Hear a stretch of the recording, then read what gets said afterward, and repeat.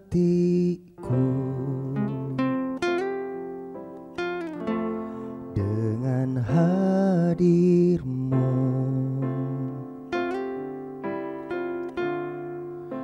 Ku rindu memandang wajah-Mu, oh Tuhan, di dalam kekudusan-Mu. Bawaku dekat dalam hati-Mu.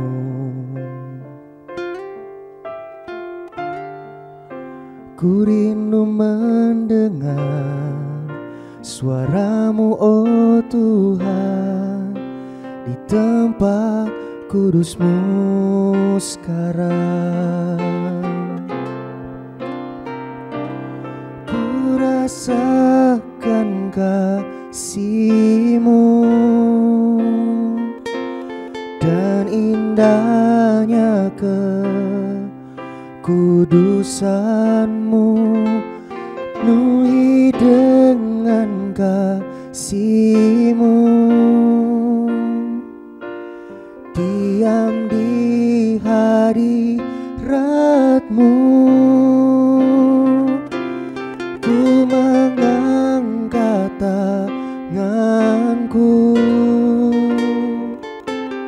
dan ku bersyukur menyembah-Mu, penuhi dengan kasih-Mu.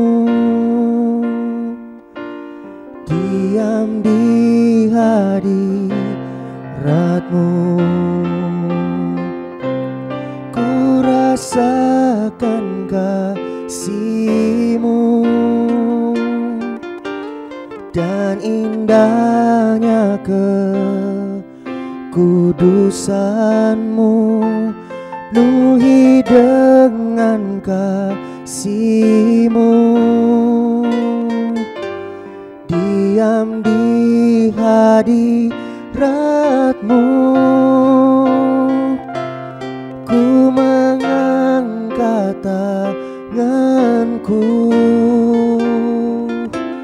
dan ku bersyukur menyembah-Mu, penuhi dengan kasih-Mu.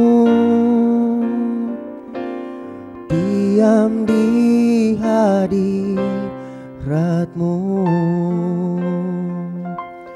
penuhi dengan kasih-Mu.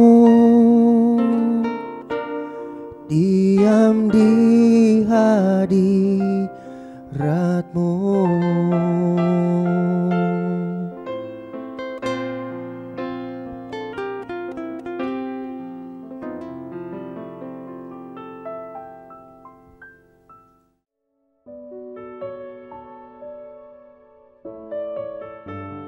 Shalom jemaat Tuhan, hari ini berjumpa lagi dalam program Sermon Day. Dan hari ini kita akan merenungkan sebuah kebenaran firman Tuhan yang terambil dalam Amsal 19 ayat yang ke-20. Demikian firman Tuhan. Dengarlah nasihat dan terimalah didikan, supaya engkau menjadi bijak di masa depan. Saudara yang dikasihi dalam Tuhan, hari ini kita akan belajar tentang yang namanya nasihat. Nasihat itu adalah hal yang indah, bukan? Saudara, pernahkah saudara dalam hidup ini mengambil sebuah keputusan yang penting dalam kehidupan saudara? Tentu ketika saudara ingin mengambil sebuah keputusan yang penting, saudara mempertimbangkannya dengan matang dan seringkali kita meminta nasihat dari orang lain.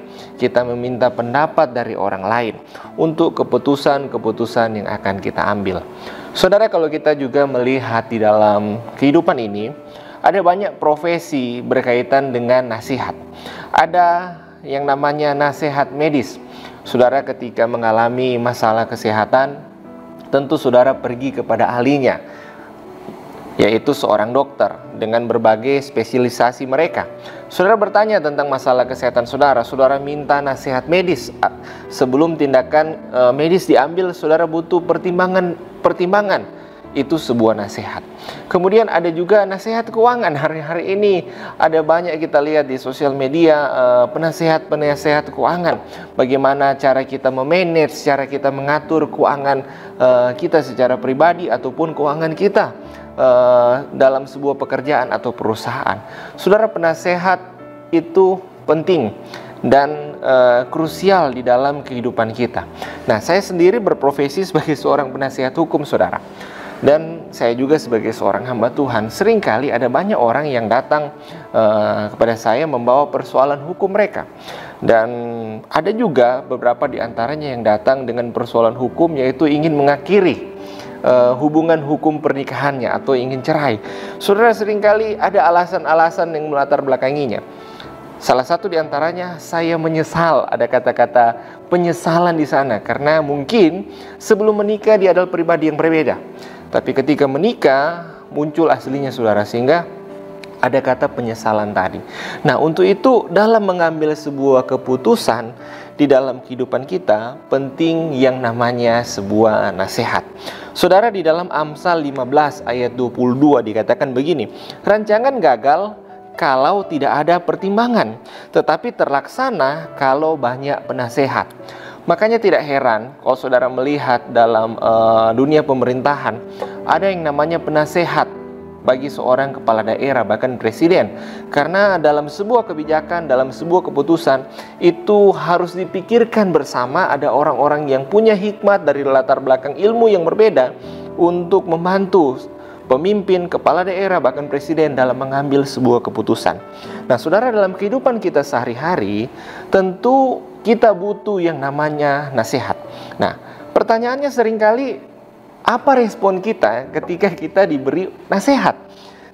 Tidak banyak atau mungkin di antara kita ada yang mungkin tersinggung, ada mungkin yang marah ketika dinasehati, atau bahkan mungkin tidak senang ketika diberi nasihat.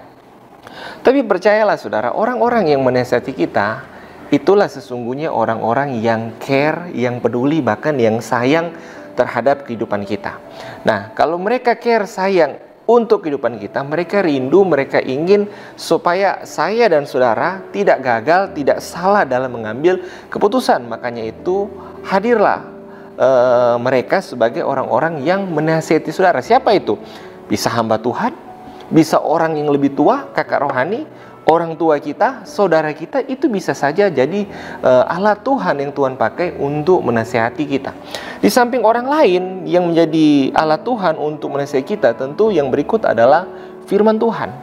Nah, saudara, firman Tuhan itu adalah pelita bagi langkah kita, bagi kaki kita. Supaya apa? Supaya kita tidak tersandung, supaya kita tidak gagal, supaya kita tidak jatuh dalam mengambil keputusan-keputusan yang keliru. Firman Tuhan itu penting. Jadi saudara, setiap pagi pastikan saudara connect dengan Tuhan, dengan firman Tuhan, supaya setiap keputusan yang saudara ambil, pilihan-pilihan yang saudara pilih tepat sesuai dengan firman Tuhan. Karena ketika kita mengabaikan sebuah nasihat, di dalam Amsal 13 ayat 10 katakan begini, keangkuhan hanya menimbulkan pertengkaran, tapi mereka yang mendengarkan nasihat mempunyai hikmat. Jadi ketika kita mengabaikan nasihat, ada yang namanya penyesalan. Dan ketika penyesalan itu datang, pasti kita akan berpikir seandainya waktu dapat diulang. Hari ini saudara, ketika saudara sedang ada dalam pergumulan, ketika saudara ingin mengambil sebuah keputusan yang penting dalam kehidupan saudara, ketika saudara ingin melaksanakan sesuatu dalam hidup ini, pastikan saudara mendengarkan nasihat. Yang pertama, dengarlah dari kebenaran firman Tuhan dan buka diri saudara untuk dinasihati oleh orang-orang yang mengasihi dan care terhadap saudara. Amin untuk firman Tuhan hari ini. Mari kita berdoa. Tuhan Yesus, terima kasih untuk kebenaran firman-Mu. Biarlah kami punya hati, telinga yang mau mendengar untuk setiap nasihat-nasihat yang Tuhan sampaikan ataupun lewat orang-orang yang ada di sekitar kami yang Tuhan izinkan hadir untuk menasihati kami, supaya kehidupan kami lebih baik, lebih dekat dengan Tuhan, bahkan kehidupan kami bisa berhasil dan mempermuliakan nama Tuhan. Bahkan hari ini hamba berdoa untuk setiap jemaat Tuhan dalam segala aktivitas mereka, dalam setiap keputusan yang mereka ambil. Tuhan turut campur tangan, Tuhan bekerja buat berhasil apa yang mereka rencanakan, apa yang mereka kerjakan sepanjang hari ini. Di dalam nama Yesus kami serahkan hari ini, kami berdoa, haleluya, amin. Tuhan Yesus memberkati.